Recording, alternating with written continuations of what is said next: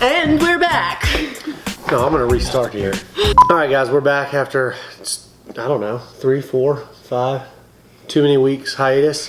Just a busy time of year for us, so. Holidays and birthdays. Yeah, we really wanted to do these weekly, and when we dropped the ball, we even tried to do a podcast because our schedules are so different. Where Marianne was at home and I was at the gym, and like the kids wanted to try to participate. It was just an epic fail. It's bad. So, we just decided if we continue to do this, which we really want to, we're just gonna have to really be intentional about carving out time to do it at the gym. And we already took this video. Yeah, we've already made But this the video sound once. quality was so bad.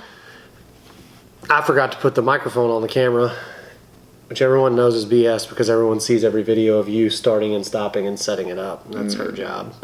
But anyway, we filmed this video once, and it without the microphone, you could hear the washing machine the dryer throwing change around, and the dog's feet clicking on the wood floor. It just wasn't good. So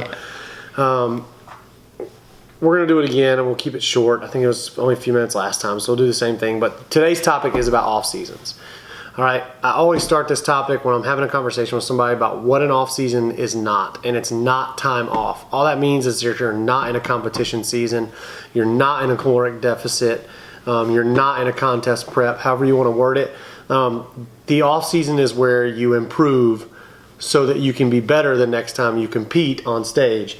And an example of what not to do is people you see on Instagram, and one particular person always comes to my mind, and it drives me nuts because when he's in his contest prep, man, he is just nothing but bodybuilding. He's strict, he's robotic, he's on it, and he gets lean, and then he competes, and then it's like he's not even a bodybuilder anymore. He goes back to his normal life, and like, I get it. You have some balance in your off season, and you have flexibility to eat off plan, and you have more calories. And if you want to drink with your friends, you can. There's things you can do that you can't do in a contest prep, but you can't stop training.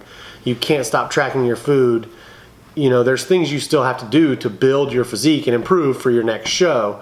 And another big thing with that is, don't call it an off season, or whatever you want to word it. Call it an improvement season or a growth season, or however you word it. But know that that's your time to build and improve on your weak points, so that you can come back better at your next show and set yourself up to be better going into your next prep.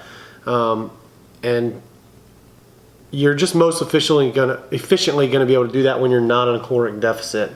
So I want you to talk about when, how do you measure an off season? When does it start? When does it end?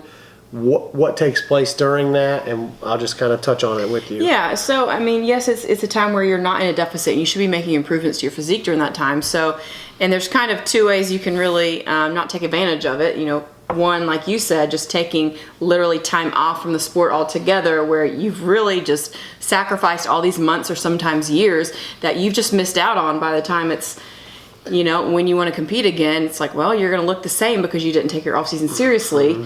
And then you see people that don't take enough time. They don't ever take an off season. Yeah, or maybe, like they are serious about lifting, but it might only last a month, 2 months, 3 months, 4 months. It's barely even time to reverse. Not very much, yeah. So in our last video, we talked about reverse and recovery diets coming out of show day back to, normal calorie levels. And during that time frame, we wouldn't really consider that an off season.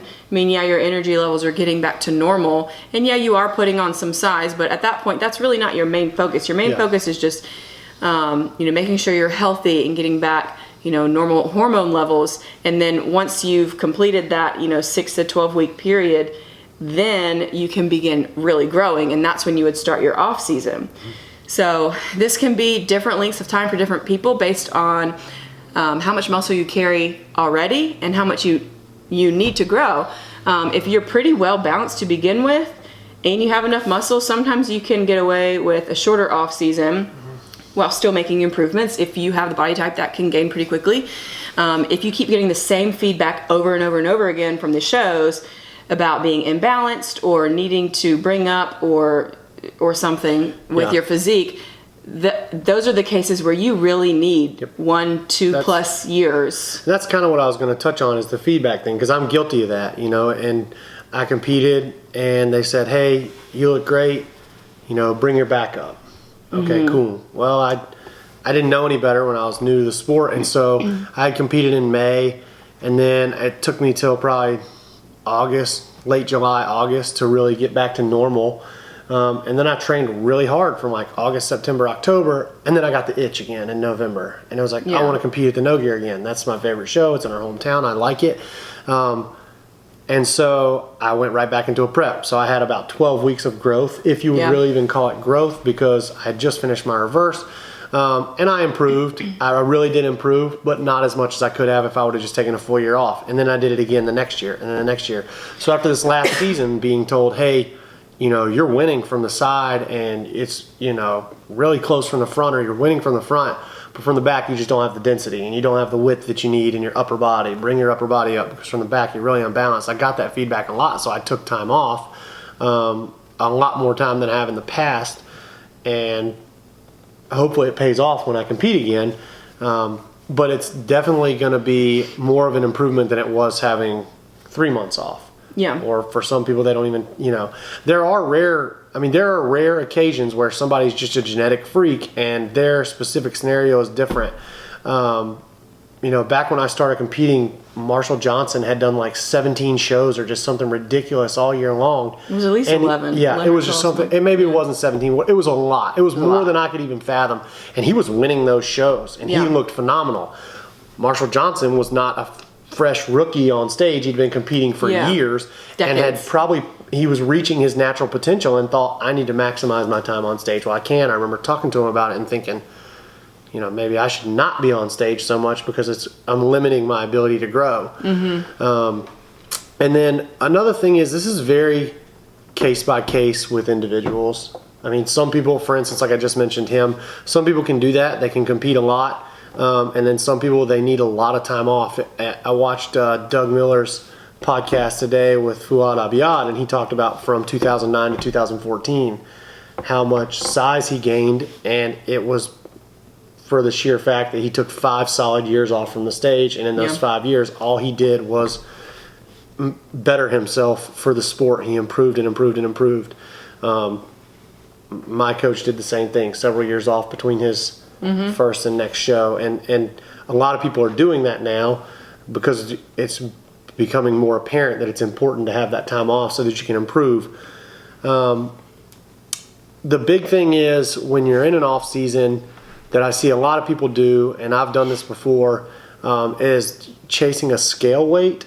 It's one thing to say, hey, I'd really like to weigh this much and still have a lean look, rather than just being like, I want to be 275 pounds because that's what I see on And we're talking YouTube. about chasing, like climbing up to a weight, not staying down, at a lean weight. Trying to grow. And so, especially with trying males, to gain 30, 40, 50 pounds. It's more prevalent with males, I think. But, they chase that scale weight and they end up gaining a bunch of bad weight. They don't actually, do much for their metabolism with that. And it sets it up for a longer and more aggressive prep the next time around. And ideally, I mean, it is okay to see your weight come up a little bit from week to week, but not like a pound a week. I mean, that would be like astronomical when you're talking long term. But after you're done with your recovery, when you find your happy weight that you really are stable at, as long as you're getting stronger and you're making improvements and you're training smart, as you grow muscle, you will go up a little bit. But it's also very important to get your calories as high as possible, because you're going to be set up for a really good prep at that point when you have more calories to cut from. Yeah, I think a good way to look at it for your rate of weight gain is probably like a pound a month. And I know that sounds crazy, but that's 12 pounds a year. If 50% of what you're gaining is good tissue, that's 5 to 6 pounds of muscle a year. That's a lot for a natural athlete. And people think I'm crazy when I say that, but then they research it. I A female's not going to do that, but I'm speaking about males. And for me, I'm 32. There's guys that are 35. I'm not going to be gaining 7-8 pounds a year like I was when I was in my 20s. It's going to be, depending on how optimal it is, it's probably more like 3 to 6 pounds. And I'd be happy if I can put on 3 to 6 pounds of stage weight in a year. That would be incredible, but it's very hard to do. So the big thing is when you're in your off season, do it smart, take advantage of it, and pretty much all we've talked about is food. The big thing is when you're in your off season, you should have more energy if your food is right, and your training, you should be able to train a lot harder than when you're 6 weeks out from a show or a few pounds from your stage weight. Yeah.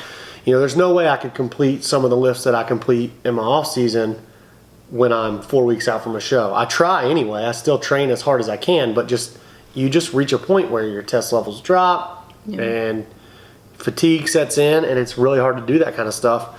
But I mean, that's pretty much all you can do is train hard and eat as much as you can in your off season, being smart about it and tracking it. Just don't take time off. Just don't quit. Otherwise, you're not going to get better for your next show. Mm-hmm. Yeah. Do you have anything you want to add? No, that pretty much wraps it up. It's just, really take advantage of your time and listen to, and even if you don't get judges' feedback, I mean, if you keep, missing the top spot by a point or even not even placing over and over again, like if you know that you don't have a winning physique and that it's not because of conditioning, take time off. Yeah, that's the big thing. If you're losing because you're not conditioned enough, you don't need more time off. You need more time in prep. Yeah. So key takeaways, your off season is an off season. It's an improvement or a growth season. It's an opportunity for you to get better for the next time you're on stage and to set yourself up for a less aggressive and easier prep. The length of your off season is going to be dependent on what your goals are and how you're placing. If you're getting beat in bodybuilding and you're being told you're too small, your off season needs to be longer.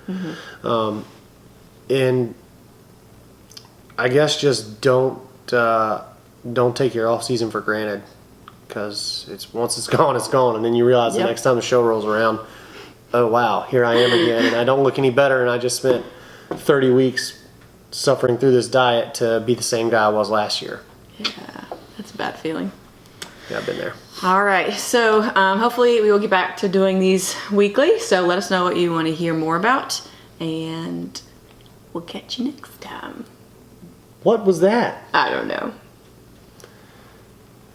Independence Fitness. Okay. Bye, guys. You always make it so weird at the end.